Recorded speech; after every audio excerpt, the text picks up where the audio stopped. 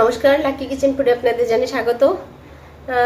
যদিও আমি এই ভিডিওটি পরে ছাড়তে হবে, কারণ আমি আজকেই আপনাদের দেখাচ্ছি।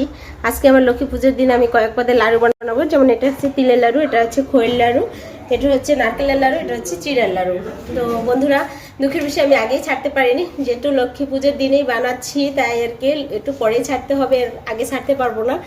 তো আমার ভিডিওটি না টেনে দেখতে থাকুন। তো বন্ধুরা, আমি এক এক করে সমস্ত লাড়ুগুলো দিয়ে দেবো। এটা হচ্ছে আখের গুড় থেকে লাড়ুটা সবসময়ের জন্য ভালো হয়। তো আমি এখানে নারকেল যে নিয়েছি, নারকেলের মধ্যে যে গুড় নেব, গুড় নিয়ে ভালো করে মাখিয়ে রাখবো।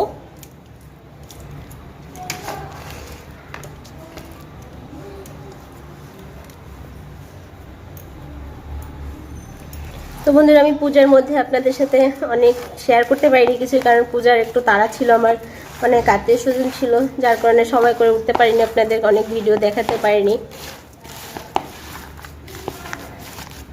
তো বন্ধুরা, এটা আমি এভাবে করে আগে মাখিয়ে রেখে দেব, তারপরে অন্যান্য লাড়ুগুলো বানিয়ে নেব, কিছুক্ষণ এভাবে রেখে দেব।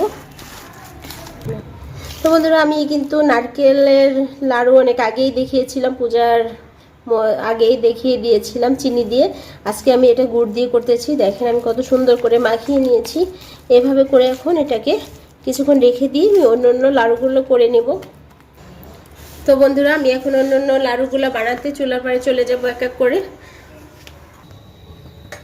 তো বন্ধুরা, আমি কড়াইটা নিয়েছি, কড়াইটা একটু গরম হয়েছে, তিলটা একটু ভেজে নেব, বেশি ভাজা যাবে না, তাহলে তিতা হয়ে যাবে।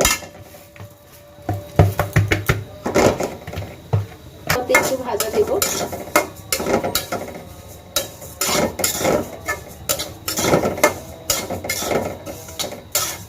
চুলার আঁচটা একেবারেই কমায় নিতে হবে, তা না হলে পুড়ে যাবে। তিল পুড়ে গেলে আর ভালো লাগে না।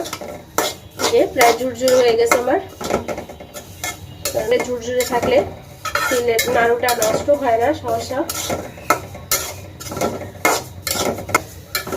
তো বন্ধুরা, আমার তিলটা ভাজা হয়ে গেছে, সামান্য একটু ভেজে দিয়ে নিয়েছি, এবার নামিয়ে নিব। তো বন্ধু, এবার চিড়া করাও একটু ভেজে নিব।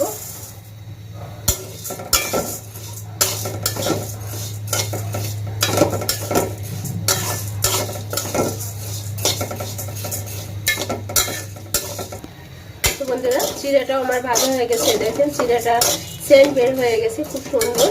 তো চিড়া সেন্ট বের হলে বোঝা যায় যে চিড়াটা ভাজা হয়ে গেছে। এবার আমি চিড়াটা নামিয়ে নিলাম। তো বন্ধুরা, আমি প্রথমত তিলের লাড়ুটা করে নেব। তিলের লাড়ু করার জন্য আমি গুড় নিয়ে নিচ্ছি।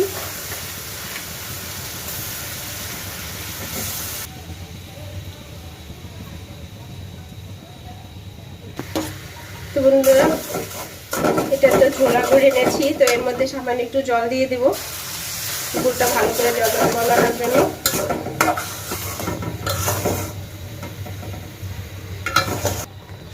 তো বন্ধুরা, গুড়টা জাল হয়ে আসতেছে, এটা যখন একটু ছিটছিট হবে তখনই আমি তিলগুলো দিয়ে দিব।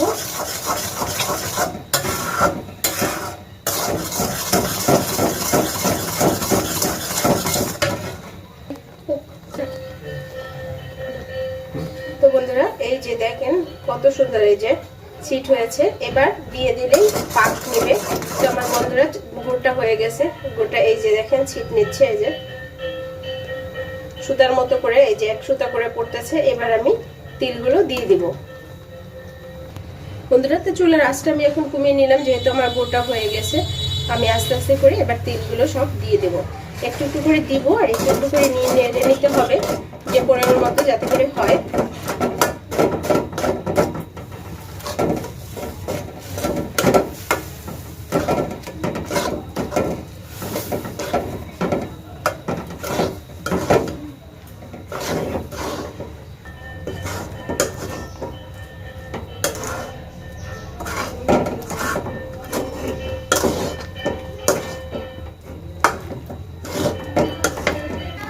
তো বন্ধুরা, এবার আমি এটাকে নামিয়ে নিচ্ছি, নামিয়ে এবার সাথে সাথে করে নিব। তো বন্ধুরা, এই যে এইভাবে করে নামিয়ে এখন লাড্ডু করে নিতে হবে।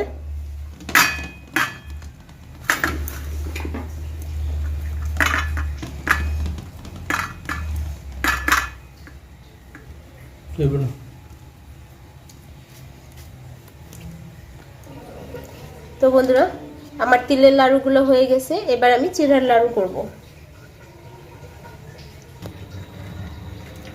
তো বন্ধুরা, এবার আমি চিড়া মুড়ির জন্য গুড় নিচ্ছি। চিড়া দিয়ে যে লাড্ডু তৈরি করবো এটার জন্য গুড় নিলাম।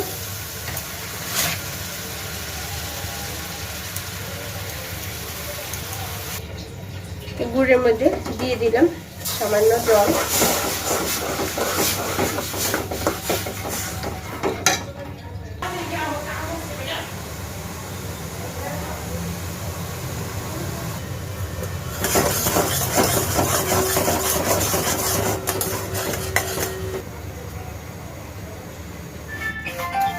চিড়াগুলো আমি হাতে একটু ভেঙে নিয়েছি, আপনারা চাইলে পাটা একটু বেটে নিতে পারবেন।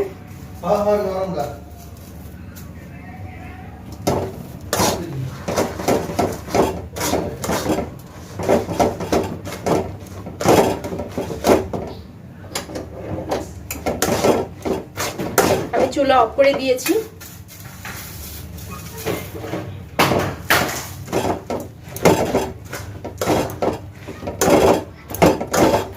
তো বন্ধুরা, আমার এটা হয়ে গেছে, এবার নামিয়ে নিব, নামিয়ে পরে লাড্ডু করে নিব।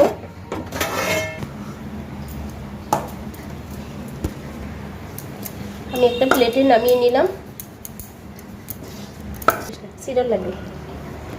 তো বন্ধুরা, এভাবেই গরম গরম থাকতে লাড্ডুটা করে নিতে হবে। দেখেন কত সুন্দর হয়েছে।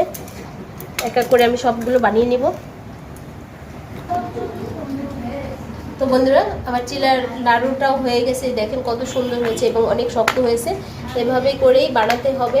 অবশ্যই আপনারা ট্রাই করবেন। কিন্তু কালী পূজা পর্যন্ত, কিন্তু কালী দশরা পর্যন্ত লাড়ুর চাল থাকে। তো দেখা যায় এখনো অনেকেই লাড়ু বানাননি। তো সেক্ষেত্রে কালী পূজার আগে অবশ্যই বানিয়ে ফেলুন। পরবর্তীতে এখন আমি খইয়ের লাড়ু বানাবো। এবার খইয়ের লাড্ডু বলেন আর মোয়া বলেন, আমরা মোয়াই বলি। তো এবার এটার জন্য আমি গুড় নিয়ে নিলাম।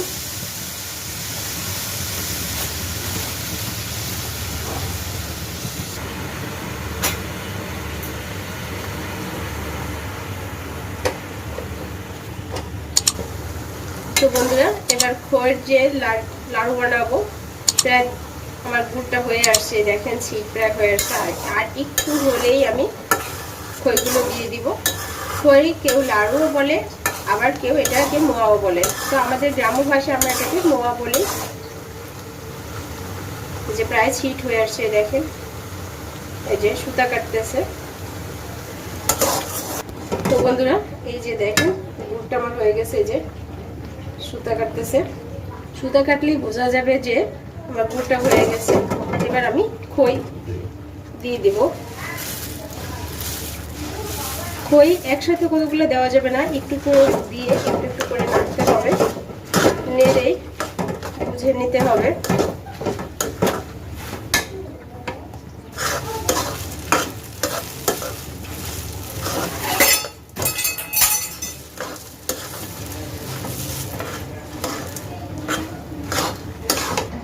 তো বন্ধুরা, আমি একটা প্লেটে ঢেলে নিয়েছি। এবার গরম গরম এভাবে করেই বানিয়ে নিতে হবে।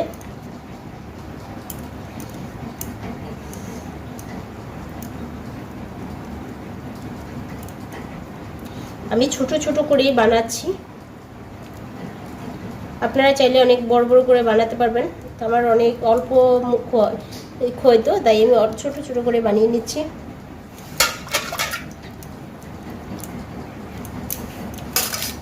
এভাবে করে সমস্ত লাড়ুগুলো বানিয়ে নেব, খইয়ের লাড়ু।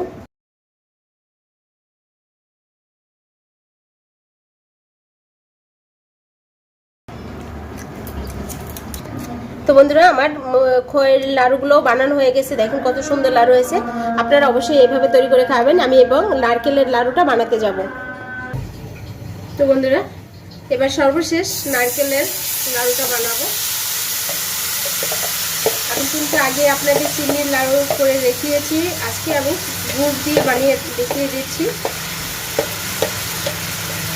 চিনিতে একটু গোলা সময় জল দিয়েছিলাম, গুড়ে লাগেনি, কারণ হচ্ছে গুড়টা আমার ঝোলা গুড় ছিল, যার কারণে লাগেনি। তো বন্ধুরা, আমার নারকেলের লাড়ুটাও হয়ে আসছে, এই দেখেন কত সুন্দর। এভাবে করে বানাতে হবে। প্রায় পাক পেয়ে আসছে।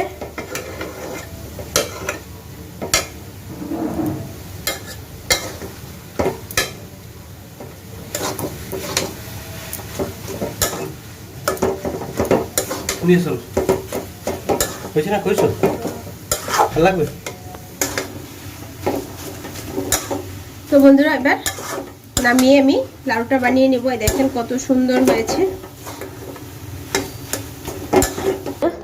এভাবেই গরম গরম একটু বানিয়ে নিতে হবে, তা না হলে আবার শক্ত হয়ে গেলে বানানো যাবে না। তো আমি এই যে গরম গরম বানিয়ে নিচ্ছি। এই দেখেন কত সুন্দর পাক পেয়েছে। তো এভাবে করেই অবশ্যই লাড়ুর কিন্তু মেন হয়েছে পাক, তো পাকটার দিক অবশ্যই খেয়াল রাখবেন। এই দেখেন আমার লাড়ুটা কত সুন্দর হয়েছে। এভাবে করে সমস্ত লাড়ুগুলো আমি বানিয়ে নেব। তো বন্ধুরা আমার সমস্ত লাড়ুগুলো বানানো হয়ে গেছে। আপনারা আমার এই রেসিপি অনুসারে অবশ্যই লাড়ু বানিয়ে তৈরি করে খাবেন। পূজায় যে খেতে হবে তারা পূজা ছাড়াও খাওয়া যায়।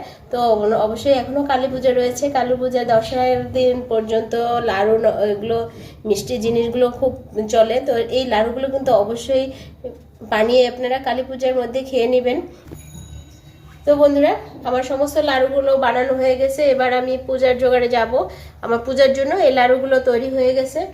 তো বন্ধুরা আপনারা অবশ্যই কালী পূজার আগে বানিয়ে এভাবে খাবেন। কালী পূজার আগে কিন্তু দশরা পর্যন্ত আমাদের যেমন বার দশরার এটা একটা থাকে প্রচলনটা, এবং প্রণামের একটা ব্যাপার থাকে। তো কালী পূজা পর্যন্ত কিন্তু এটা থাকে আমাদের বাঙালিদের। তো সেক্ষেত্রে অবশ্যই আপনারা এভাবে তৈরি করে খান। আজকে আমি দেখাতে পারলাম না, কারণ আমি আজকে পূজার দিনই বানিয়েছি, আপনাদের আগে দেখাতে পারিনি কারণ পূজার সময় বানিয়েছি। তো তাই হয়তো পূজার পরেই আমি 2-1 দিনের মধ্যেই আপনার এই রেসিপিটি ছেড়ে দিব। তো ধন্যবাদ সবাইকে আমার ভিডিওটি দেখার জন্য। আর আমার চ্যানেলটিতে এখনও যারা সাবস্ক্রাইব করেন অবশ্যই সাবস্ক্রাইব করে বন্ধু হয়ে যান, এবং পাশে থাকা বেল আইকনটা অন করে রাখেন যাতে করে আমি নতুন নতুন ভিডিও দিতে পারি আপনাদের মাঝে।